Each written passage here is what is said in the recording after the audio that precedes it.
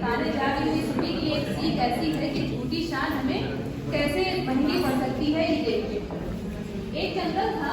उस जंगल में एक पहाड़ी पर एक किला था। किले के पास ही वहां पर एक बहुत बड़ा विशाल पेड़। उस विशाल पेड़ पर एक उल्लू रहता था।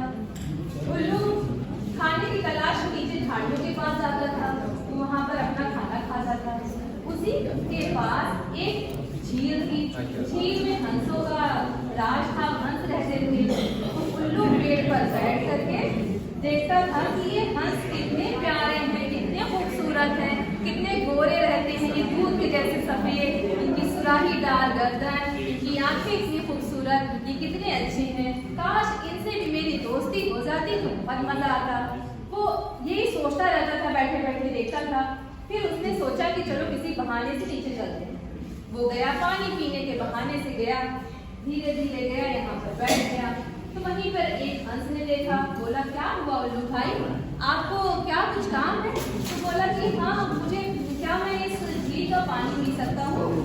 तो हंस ने कहा, अरे ये भी कोई पूछने की बात है, ये तो प्रकृति का दिया हुआ वरदान है, इसको तो कोई भी पी सकता है, इसको किसी का अधिकार नहीं होता।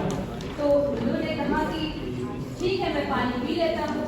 अपना आराम से धीरे से पानी पीकर ही बैठ गया। वहां से वो नहीं मिला।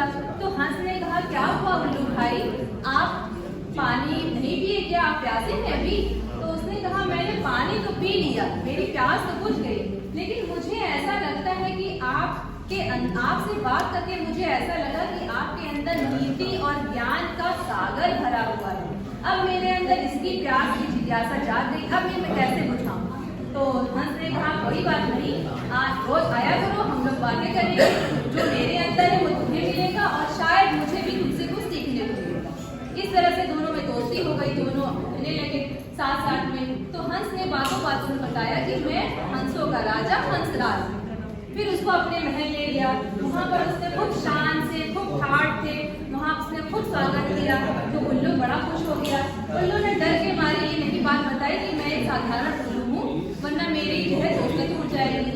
फिर उल्लू ने सोचा कि मैं भी अपने ठाट बाट दिखाता हूँ। उसने झूठे झूठ कह दिया हंस से कि मैं भी उल्लुओं को राजा उलक राज हूँ। अब उसे लगा कि मेरा भी फर्ज बनता है कि मैं हंस को दावत पर ले जाऊं। अब दोनों ही हंस को दावत में आए, उल्लू अपने घर लेके आए। उल्लू ने देखा, उड़ते उड़ते देखा कि यहाँ पर एक किला है। तो उल्लू ने हंस से कहा कि देखो ये मेरा ही किला है और यहाँ पर जो सैनिक हैं वो मेरे हैं, मेरे आदेश से ये तुम्हारे लिए स्वागत करेंगे। उल्लू ने ऐसा कैसे किया? यहाँ पर पहले से ही उसने अपना कागज में से तैयार कर लिया कि सैनिक कब बिगुल बजाते हैं, कब जो है वो परेड करते हैं, कब सलामी देते हैं। वो उसी टाइम हंस को लेके आया। हंस बड़ा खुश हो गया, अरे वाह, ये हमको सलामी दे रहे हैं, ये हमारे लिए बिगुल बजा रहे हैं। बहुत खुश हुआ, बहुत खुश हुआ। उसने कहा, अरे वाह, ये तो बहुत ही सम्मान दिया आपने। तो ये सोच करके वो हंस जो है उल्लू से बहुत खुश हो गया।